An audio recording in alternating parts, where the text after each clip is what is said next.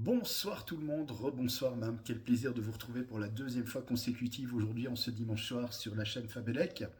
Alors aujourd'hui c'est vrai que Jérôme ce soir vient de m'envoyer un message en me disant voilà, j'ai offert un jouet un petit peu avant Noël parce que mon fils était impatient de l'avoir, donc voilà, j'ai dit que le Père Noël avait un peu d'avance.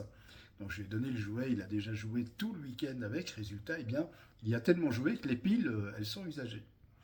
Et Jérôme, qui a des petites connaissances en électricité et qui a un voltmètre, s'est dit bah, tiens, je vais mesurer la tension des piles. Je mets en voltmètre courant continu.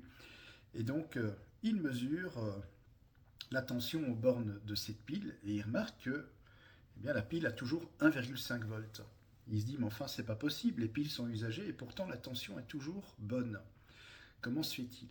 Alors, je vais expliquer un petit peu ce qui se passe. En fait, quand une pile commence à vieillir et à s'usager, une pile, si vous voulez, quand elle est neuve, elle a une résistance interne. Et cette résistance interne, quand la pile est neuve, elle est très faible. Ce qui fait que cette résistance ne va pas s'opposer au courant ni à la tension. Donc la pile va pouvoir débiter une puissance nécessaire pour faire fonctionner correctement l'appareil en question.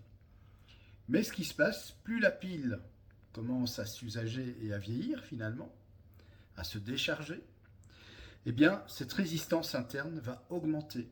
Et plus la résistance de la pile va augmenter, donc la résistance interne, plus la chute de tension sera importante.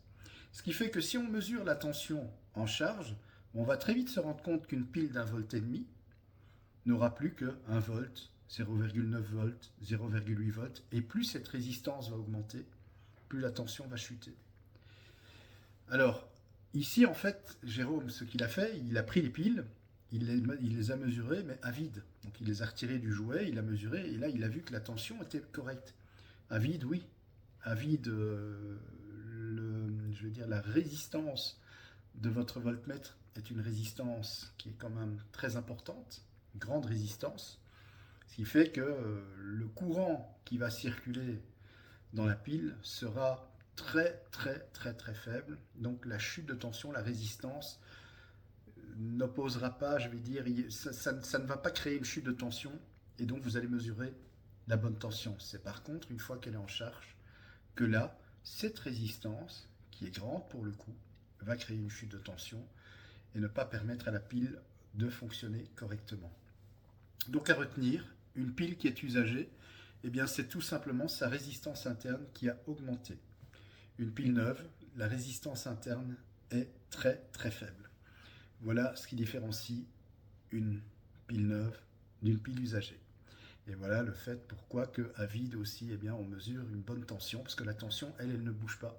Mais par contre, le fait qu'il y ait cette résistance interne qui a augmenté avec l'usure de la pile, eh bien, ça va créer une chute de tension qui va créer un dysfonctionnement qui ne permettra pas, en tout cas à l'appareil, en l'occurrence dans ce cas-ci, le jouet de son petit garçon, de fonctionner correctement.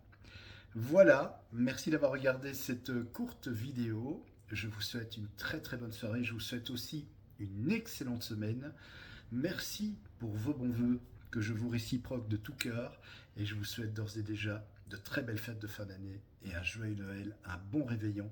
Profitez un maximum avec les gens que vous aimez, les gens de la famille, des amis. C'est très précieux et on a bien besoin de toute cette positivité en ces moments plutôt difficiles. Allez, à très bientôt pour une nouvelle vidéo en électricité sur la chaîne Fabelec. Je vous embrasse très fort.